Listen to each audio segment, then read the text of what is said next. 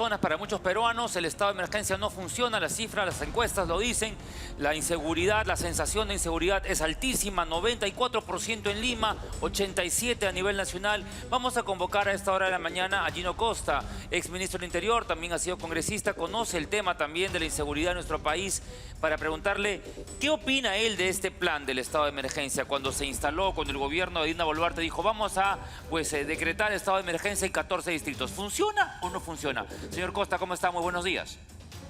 Buenos días, ¿cómo le va? Un gusto estar con usted. Bueno, las cifras hablan de prácticamente 5 personas por día víctimas de la criminalidad, muertes, ¿no? Estamos viendo 6 personas en un solo distrito fallecidas por estos ataques. ¿Qué piensa usted de la estrategia planteada por el gobierno respecto al estado de emergencia? ¿Funciona, no funciona? Mire, yo me remito a los hechos. Claramente no está funcionando. Porque no es como decía su colega hace un momento, que se apriete el botón rojo y recurrimos a la medida más extrema, que es el estado de emergencia, y automáticamente se produce el resultado. El estado de emergencia le permite a la fuerza de seguridad, a la policía, por ejemplo, detener personas sin orden judicial o allanar un domicilio sin orden judicial.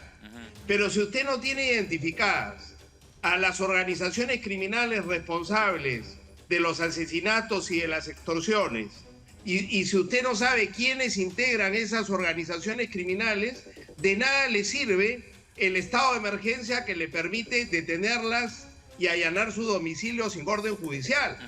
Entonces, no hay estado de emergencia que vaya a funcionar si la policía no tiene, ¿no es cierto?, las capacidades de inteligencia que son requeridas para identificar a esas organizaciones criminales y a sus integrantes. Claro. Y esa es la gran debilidad de la estrategia gubernamental, que en lugar de fortalecer la inteligencia policial, la han venido debilitando.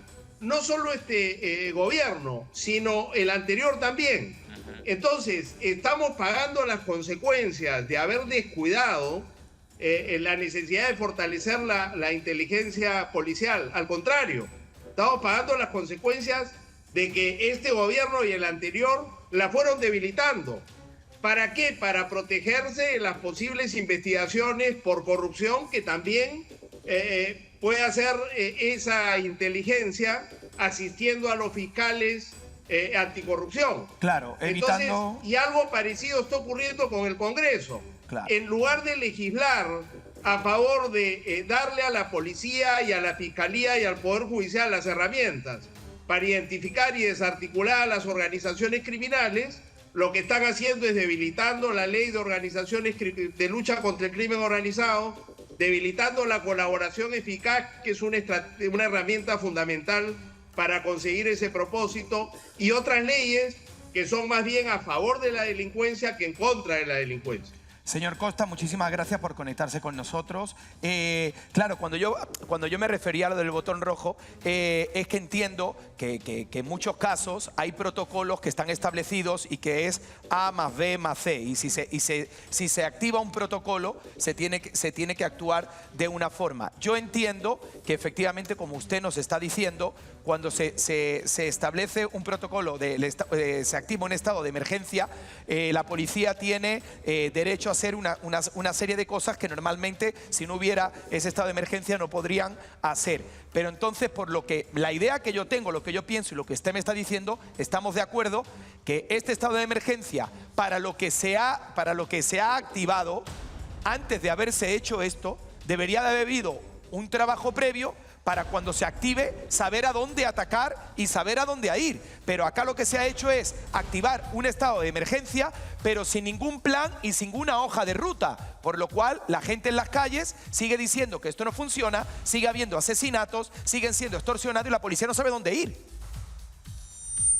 Exactamente. Yo lo que estoy diciendo es eso.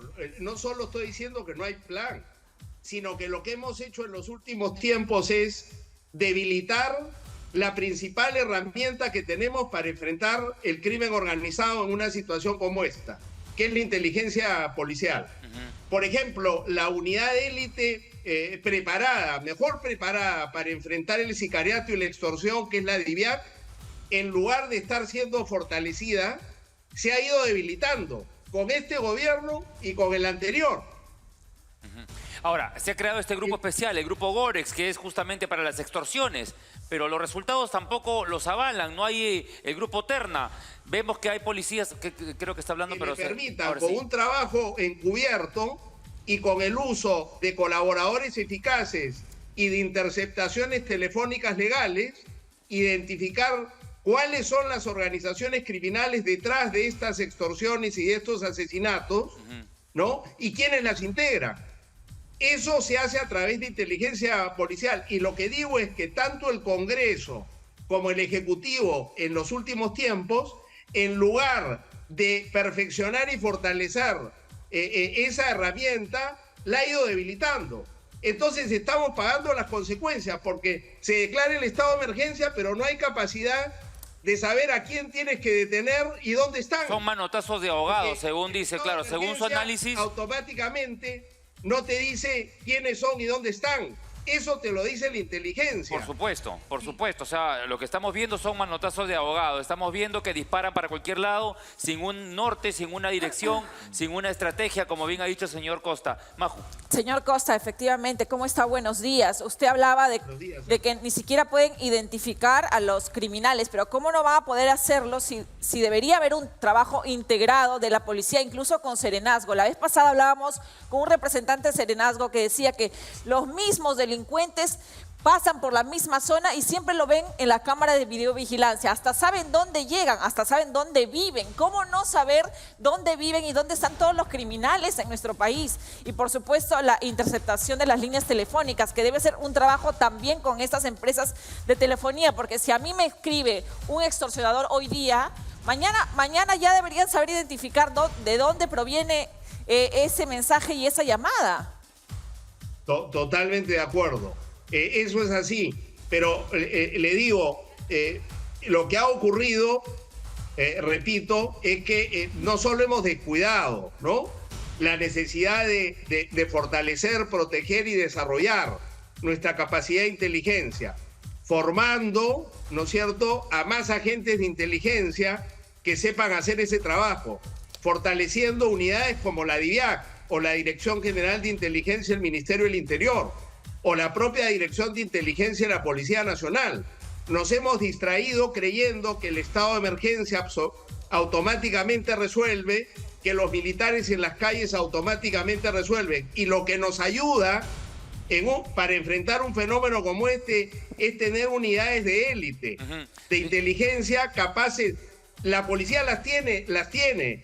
Han sido creadas para enfrentar estos problemas, han sido creadas, pero por razones políticas están siendo desarticuladas. Por ejemplo, quien fundó la DIVIAC el año 2016, que fue creada para enfrentar extorsiones y sicariato, el coronel Harvey Colchado, lo han sacado de juego. Claro. ¿Por qué? Porque cumpliendo órdenes fiscales y judiciales participó en el allanamiento de la casa de la Presidenta de la República. Y es claro, y lo han obviamente... arrumado en una dependencia administrativa y lo quieren pasar a retiro a fin de año. Y es uno de los mejores oficiales de la policía que tenemos para enfrentar esta crisis. Y lo mandan a cuidar un puente. Señor Costa. Y lo mandan en el paro pasado a cuidar un puente. Y la unidad que él ha dirigido le están destruyendo. Señor Costa, ahora, ¿qué va a pasar? Sí, ¿qué va a pasar cuando se llegue al plazo que ha dado el gobierno, cuando se cumplan los días y no hayan resultados? Todos los días acá tenemos lamentablemente que contar lo que ocurre.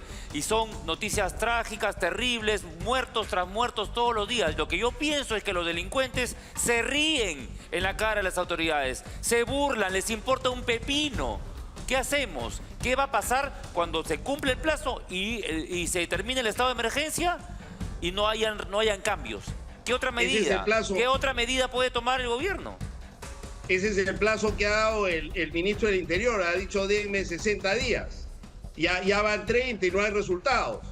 Y el ministro del Interior no puede producir resultados porque él mismo, conversando con un oficial de la policía, en videos que se han hecho públicos, ha reconocido que él asumió el Ministerio del Interior con la condición que le impuso la presidenta de deshacerse de Harvey Colchado y de desarticular la DIVIAC. Y Sí. sabiendo que eso era contraproducente, Pero hasta dónde- aceptó, De acuerdo, porque estamos esa todos de era acuerdo, la estamos todos de acuerdo con lo que ha pasado con el policía Colchado, con el oficial Colchado, lo entendemos, pero no nos salgamos del tema. ¿Qué va a pasar? ¿No? ¿Cuál es el siguiente paso? En la estrategia, en el plan del gobierno, ¿qué nos toca a nosotros como sociedad civil? ¿Seguir marchando, seguir paralizando el país, saliendo a gritar, a protestar? ¿Qué va a pasar? Bueno fuera que eso no fuera necesario, ¿no es cierto? Porque ya han habido 3 paros en un mes, 2 metropolitanos y 1 nacional. Y eso le cuesta no solo al país, sino le cuesta a las familias que paran y a las que no paran también. Nos cuesta a todos. Pero como está de por medio nuestra vida, nuestros puestos de trabajo, nuestras empresas y negocios, lo que queremos es que el gobierno escuche y el gobierno no esté escuchando. Entonces, mientras no escucha, habrá que seguir insistiendo para que cambie de política y dé prioridad a lo que tiene que tener prioridad, y al Congreso pedirle que retroceda y en lugar de estar aprobando leyes que nos desarman frente a la delincuencia, que retroceda en ese empeño. Que no debilite la colaboración eficaz, sino que la fortalezca, que no debilite la ley contra el crimen organizado, sino que la fortalezca. Ese es el camino, tiene que haber un cambio de actitud en el Congreso y en el Poder Ejecutivo. Bien, señor Costa, muchísimas gracias. Ha sido Gino Costa en este momento el análisis donde 6 personas en Ate fallecen en un solo día víctimas de criminalidad. Le agradecemos por este enlace Zoom. Compañeros,